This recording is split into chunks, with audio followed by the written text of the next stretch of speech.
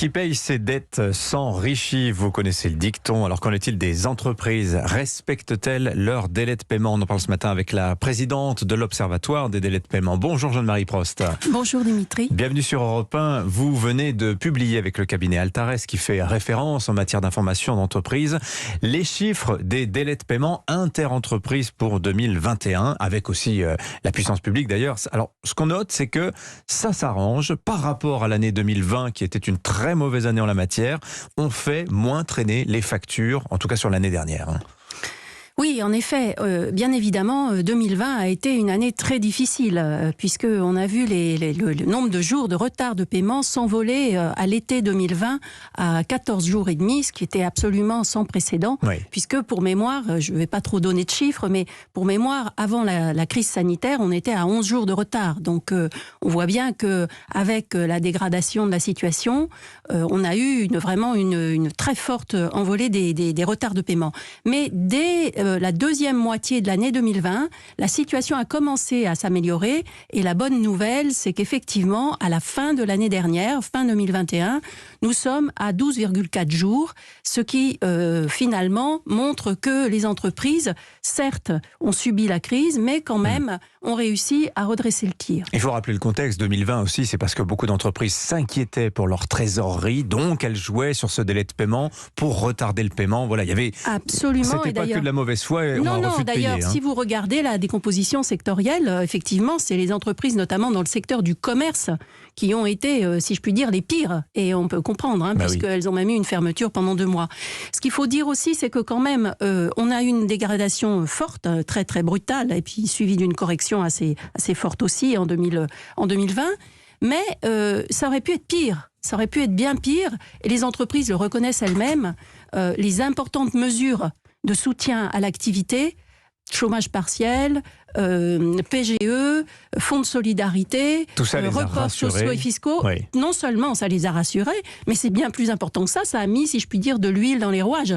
C'est-à-dire que ça leur a assuré une trésorerie, une liquidité abondante, et ça a permis qu'elles utilisent leur crédit, fournissent leur crédit interentreprise pour rester à flot, si je puis dire. Alors je rappelle les textes, le délai légal de paiement, normalement, on a jusqu'à 60 jours. C'est exact. Donc ça veut dire 11 à 12 jours de retard, les entreprises payent en moyenne leur facture avec 2 mois et demi de délai en substance. Alors attention, parce que c'est tout le travail de l'Observatoire des délais de paiement, et avec les délais de paiement, c'est un sujet en fait assez technique, et il faut se méfier de faire des calculs de coin de table. Oui. En fait, je ne veux pas vous embêter avec trop de chiffres, même si c'est vraiment le métier de l'Observatoire des délais de paiement qui, je le rappelle, rassemble à la fois les experts, le ministère des Finances, la Banque de France, l'INSEE, les fédérations professionnelles, et qui permet de donner une information qui soit la plus robuste et la plus consensuelle possible. Donc l'Observatoire, c'est vraiment du diagnostic partagé. En fait, les délais de paiement, si on regarde globalement, ils sont, sur l'ensemble des entreprises, ils sont bien respectés, puisque on est en dessous de 60 jours, on est à 43 jours pour les délais clients en moyenne et à 49 pour les délais fournisseurs. Donc on a plutôt, globalement, une situation qui est bonne. Maintenant, bien évidemment, dans le panorama des entreprises, vous en avez qui sont tout à fait correctes, et puis vous en avez un certain nombre qui sont systématiquement en retard. Alors par exemple, vous citez le secteur de la restauration, et encore une fois on retrouve les traces de la crise, parce que c'est un secteur qui certes a été beaucoup soutenu, beaucoup aidé, mais qui continue à souffrir aujourd'hui. Oui, alors ce secteur, c'est 2 secteurs quand même, qu'il s'agisse du commerce et puis du secteur hébergement-restauration. De manière structurelle, c'est des secteurs qui sont assez avantagés par rapport au paiement. Pourquoi ? Parce que quand vous allez dans un restaurant ou chez un commerçant, vous payez tout de suite. Donc en fait, ce sont des secteurs qui ont une très bonne position, puisque ils sont payés immédiatement. Ce qui s'est passé avec la crise, c'est qu'effectivement, étant en difficulté, ils ont, eux, payé leurs fournisseurs plus tard. Donc ils ont, disons... ils ont reporté sur leurs fournisseurs les difficultés qu'ils pouvaient connaître par rapport à leur activité.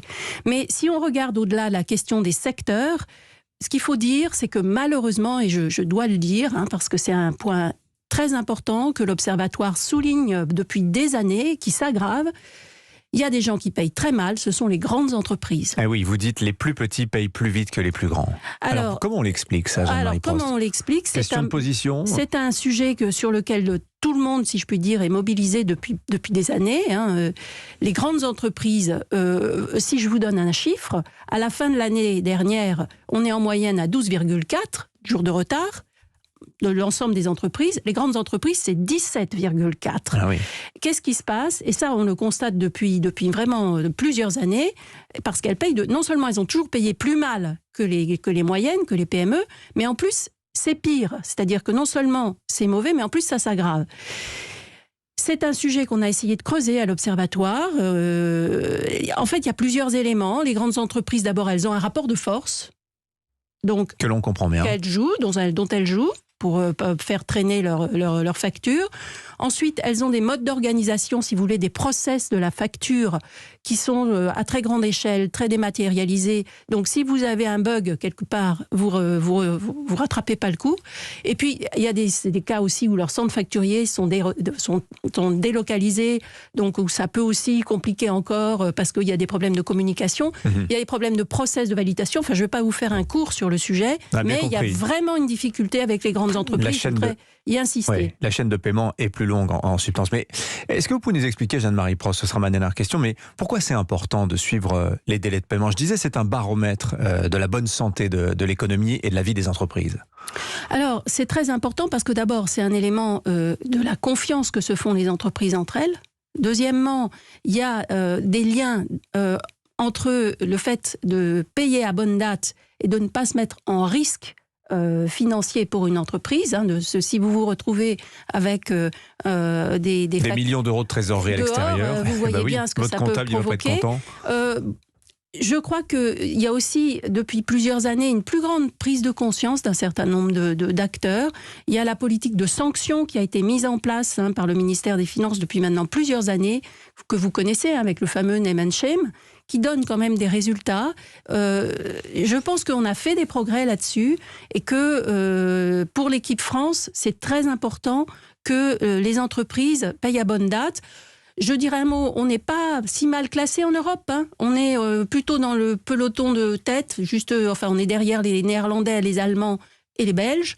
On est bien devant le reste des pays européens.